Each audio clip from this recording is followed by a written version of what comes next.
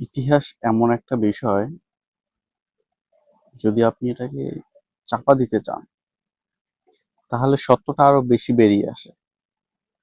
তাই ইতিহাসকে অতিরিক্ত বানাতে নেই। চলুন আজকে জানা যাক তারেক রহমানের বিবাহিত জীবন নিয়ে। এই ভিডিওটা শুনেন, এটা খুব মূল্যবান আলোচনা করেছেন। শুনেন। ইতিহাস বড়ই অদ্ভুত। কখনো কখনো সত্যকে এতটাই গভীরভাবে কবর দেয় যে দশকের পর দশক পার হলেও সাধারণ মানুষ তা আর জানতে পারে না। বাংলাদেশের রাজনৈতিক ক্ষমতার কেন্দ্রবিন্দুতে থাকা ব্যক্তি হলেন তারেক রহমান। আমরা সবাই জানি ডাক্তার জোবাইদা রহমান হলেন তার বিবাহিত স্ত্রী। কিন্তু জোবাইদা রহমান কি তার একমাত্র জীবন সঙ্গী? জোবাইদার আগে বাংলাদেশের প্রধানমন্ত্রী জীবনে কে ছিলেন? কেন বাংলাদেশের রাজনৈতিক অঙ্গনে একটি নাম উচ্চারণ করা একসময় অঘোষিতভাবে নিষিদ্ধ ছিল?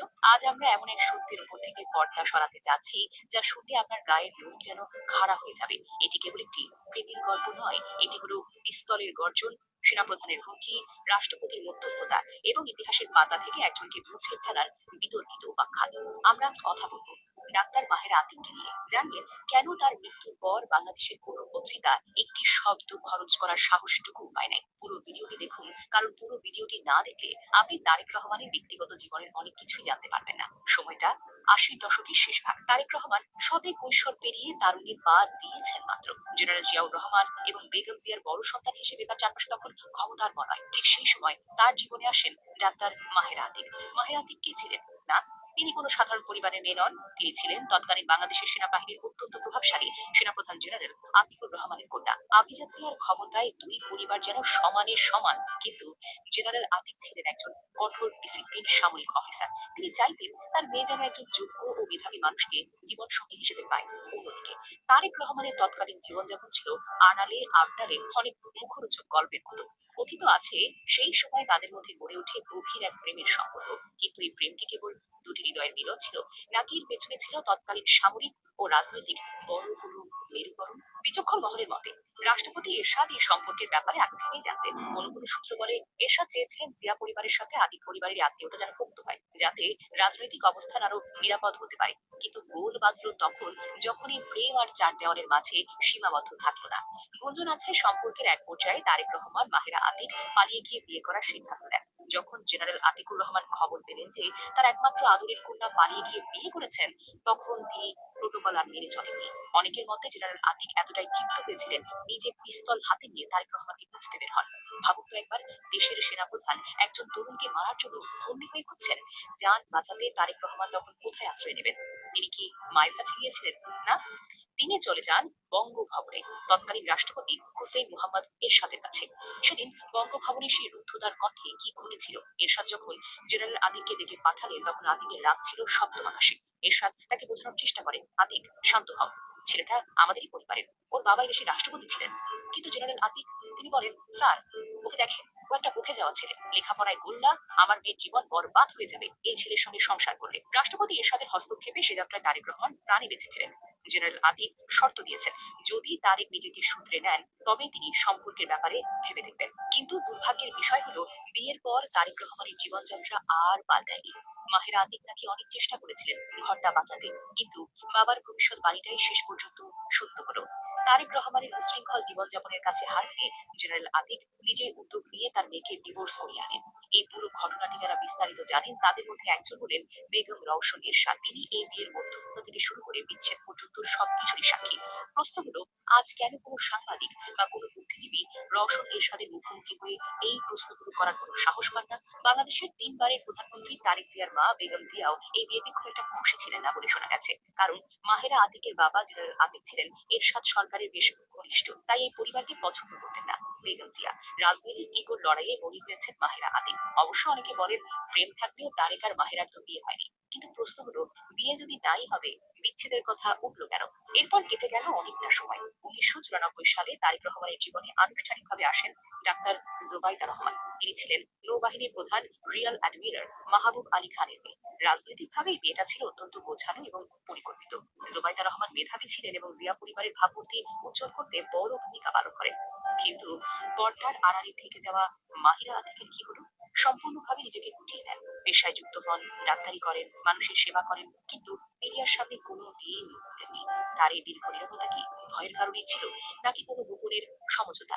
2025 সালের 22শে এপ্রিল যখন তিনি শেষ নিঃশ্বাস ত্যাগ করেন, তখন প্রত্যাশা ছিল তার মৃত্যুর সংবাদটি অন্তত পত্রিকায় আসবে। কিন্তু না, বাংলাদেশের কোনো মূলধারার পত্রিকার সাহসও করতে পারল না এই খবরটা প্রকাশ করতে। একটি নামকে ইতিহাস থেকে মুছে ফেলার এই যে চেষ্টা, এটাই প্রমাণ করে মাহেরা আতিকের অধ্যায়টি কতটা স্পর্শকাতর ছিল।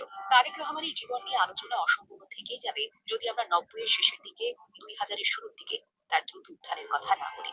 মাহেরা আতিকের সাথে তার সেই কথিত বিচ্ছেদের পর তারেক রহমান নিজেকে অনেকটা আড়াল করে রেখেছিলেন ঠিকই, কিন্তু 2001 সালের নির্বাচনের আগে তিনি রাজনৈতিক ময়দানে এক অপ্রতিরোধ শক্তি হিসেবে আবির্ভূত হন। ডাক্তার জোবাইদা রহমানের সঙ্গে ঘর বাঁধার পর তারেক রহমানের ভাবমূর্তিতে যে আভিজাত্য যুক্ত হয়েছে, তাকে কাজে লাগিয়ে তিনি তৃণমূল পর্যায়ে বিএনপিকে শক্তিশালী করতে শুরু করেন। বগুড়া থেকে তার রাজনীতিতে হাতেখড়ি হলেও খুব দ্রুতই তিনি ঢাকার বনানীতে হাওয়া ভবন প্রতিষ্ঠা করেন। ইতিহাস সাক্ষ্য দেয়, একসময় এই হাওয়া ভবনই হয়ে উঠেছিল বাংলাদেশের অঘোষিত ক্ষমতার কেন্দ্রবিন্দু। সরকারের সমান্তরাল একটি প্রশাসন যেখান থেকে পরিচালিত হতে বলে অভিযোগ রয়েছে।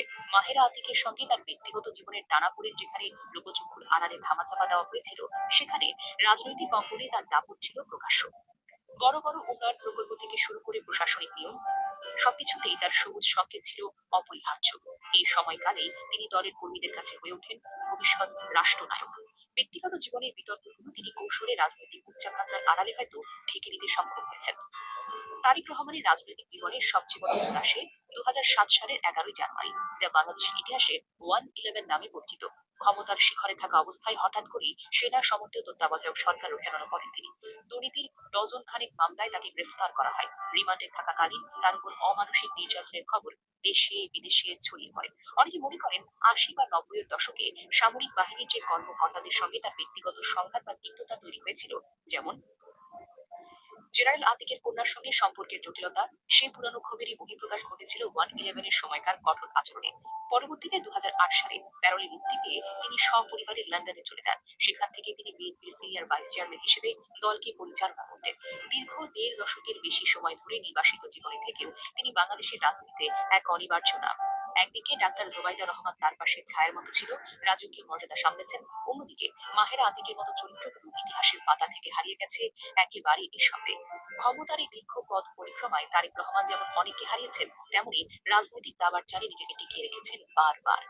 তার ব্যক্তিগত জীবনকে এই গোপন অধ্যায়গুলি এবং রাজনৈতিক উত্থান পতন বিশ্লেষণ করলে বোঝা যায় ক্ষমতার স্বাদ পেতে হলে কতটা ত্যাগ করতে হয় আর কতটা নিষ্ঠুর হতে হয়।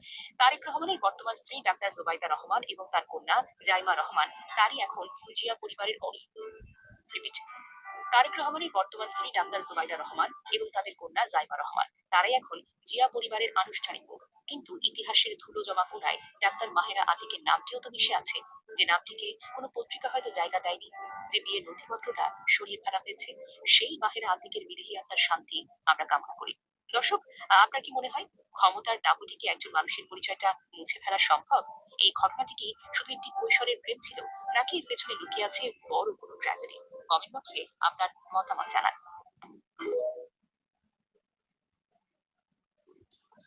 একটা দেশের প্রধানমন্ত্রী যদি এরকম অবস্থা হয় বা তাদের রাজনৈতিক ব্যক্তিগত বিষয়গুলো যদি এমন হয়, তাহলে সেখানে আপনি সাধারণ মানুষের, আপনার আমার বিচারটা কোথায় পাবেন? আসলে কি পাওয়া সম্ভব? আদৌ কি সম্ভব? এখন এটা আপনার আমার ভাবনার বিষয়।